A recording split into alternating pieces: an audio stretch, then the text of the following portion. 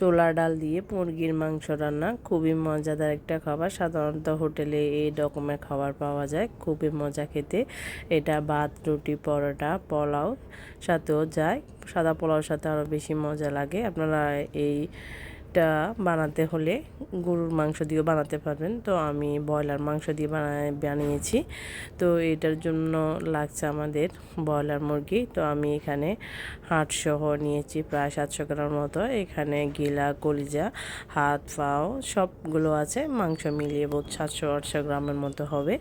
তো প্রথমে আমি মাংসটা ম্যারিনেট করে নিচ্ছি। এখানে দিয়ে দিচ্ছি স্বাদ মতো লবণ, দিয়ে দিচ্ছি 1 টেবিল চামচের অর্ধেকটা হলুদের গুঁড়া, দিয়ে দিচ্ছি 2 চা চামচ উঁচু করে মরিচের গুঁড়া। জালটা আপনারা স্বাদটা বাড়িয়ে কমিয়ে দিতে পারবেন।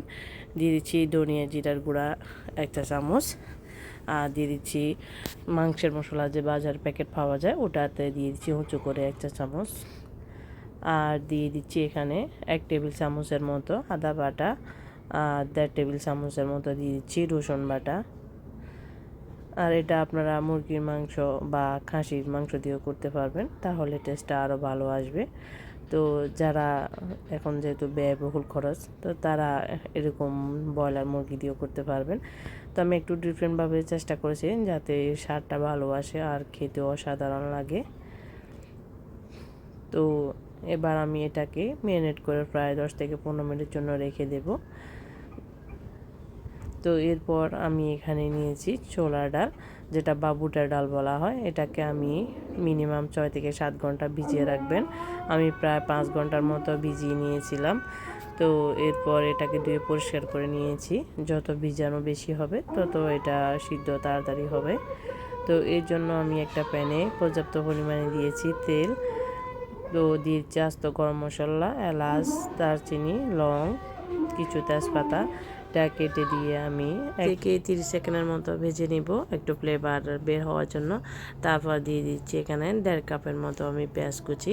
আমি বাটাটা ব্যবহার করতেছি না, আস্তটা দিচ্ছি, যেহেতু ডালটা অনেক সময় সিদ্ধ হবে তার জন্য। তো এটা ভেজে নিয়ে আমি একদম ব্রাউন করব না, হালকা কিছুটা ভেজে সফট হয়ে আসলে এবার আগে থেকে যে ম্যারিনেট করে রেখেছিলাম ওই মাংসগুলো দিয়ে দেব। তো এর মধ্যে আপনারা চাইলে আর একটু সামান্য আদা রসুন বাটাও ব্যবহার করতে পারবেন, যেহেতু আমি একবারে দিয়ে দিয়েছি আর দিব না। তো এরপর পেঁয়াজটা কিছুটা ভাজা হয়ে আসছে, এবার আমি মাংসগুলো দিচ্ছি। আমি এই অবস্থায় পানি ব্যবহার করতেছি না, আমি তেলের উপর কিছুক্ষণ মিডিয়াম লোতে রেখে এটাকে কষিয়ে নেব, যাতে মুরগির ভিতরে যে কিছুটা পানি থাকলে ওটা বেরিয়ে আসবে। যেহেতু এটা অনেক সময় সিদ্ধ করা হবে তার জন্য এখন বেশি করে পানি দিয়ে কষাই রান্না করব না। তো এরপর আমি 5 মিনিটের জন্য ঢাকনা দিয়ে দিচ্ছি। আবার এর মাঝে মাঝে নেড়ে চেড়ে নিচ্ছি যাতে নিচ দিয়ে লেগে না যায়। তো 5 মিনিট পর দেখুন কিছুটা তেল ছেড়ে দিয়েছে আর নিচ দিয়ে একটু লেগে যাচ্ছে। তো এবার আমি এটাকে আবারও উল্টিয়ে পাল্টিয়ে ভালো করে কষিয়ে নিব যাতে আর একটু পানি ছাড়ে। আমি এই পর্যন্ত কিন্তু এখনও চুলার ফ্লেমটা বাড়াইনি। তো আরও কিছুক্ষণ কষানোর পর কিছুটা পানি বেরিয়ে আসছে, দেখুন কালারটা কিছুটা চেঞ্জ হয়ে আসছে। তো এই অবস্থায় আমি আগে থেকে ভিজিয়ে রাখা ছোলার ডালটা দিয়ে দিচ্ছি। আপনারা যদি ছোলার ডালটা ভিজাতে বলে যান তাহলে কুসুম গরম পানিতে এটাকে 30 মিনিটের জন্য হলেও ভিজিয়ে রাখতে হবে, তাহলে ডালটা ভালোভাবে ফুলে যাবে এবং ভিজানো হয়ে যাবে। তো এটা হলো শর্টকাট বুদ্ধি। আর আপনারা চাইলে প্রেশার কুকারও ওই ডালটা সিদ্ধ করে নিতে পারবেন, শুধু মাংসটা কষিয়ে নিলে হবে। তো এবার আমি ভালো করে কষিয়ে এবার অ্যাড করে দিচ্ছি গরম পানি। আমি পর্যাপ্ত পরিমাণে গরম পানি দিয়েছি।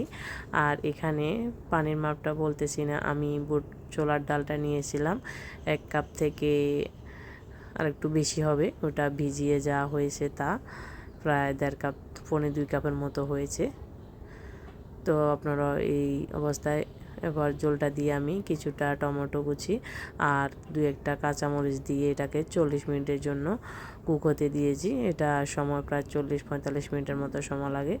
তো 40 মিনিট পর আমার ডালটা সিদ্ধ হয়ে আসে, দেখতে কিন্তু আস্তে আস্তে কিন্তু সিদ্ধ হয়ে একদম সফট হয়ে আসছে। এটা নামানোর পর ঝোলটা আরও কমে যাবে এবং আরও কিছুটা সফট হবে। তো আমি লবণটা একটু কম হয়েছে দেখে আমি আর একটু লবণ অ্যাড করেছি, আর দিয়ে দিচ্ছি গরম মশলা গুঁড়া সর্বশেষ হাফ চা চামচের মতো দিয়ে আমি আরও প্রায় 5 মিনিটের মতো রান্না করেছি। এবার আমার রান্নাটা শেষ, তেলটা বেশি উপরে উঠে এসেছে আর রান্নাটাও কমপ্লিট, খুব একটা সুঘ্রাণ বেরিয়েছে। আশা করি আমার রেসিপিটি পর্যন্ত আপনাদের যদি কোথাও একটু ভালো লেগে থাকে তাহলে লাইক এবং শেয়ার করবেন ফ্রেন্ডস এবং ফ্যামিলির সাথে, আর বেল আইকনটি অন করে রাখবেন পরবর্তী ভিডিও নোটিফিকেশন সবার আগে পাওয়ার জন্য। তো ভালো থাকুন, সুস্থ থাকুন, দেখা হবে নতুন এপিসোডে। আর এই পর্যন্ত যদি কাউ ভালো লেগে থাকে তাহলে একটা সাবস্ক্রাইব করে দিবেন। আসসালামু আলাইকুম।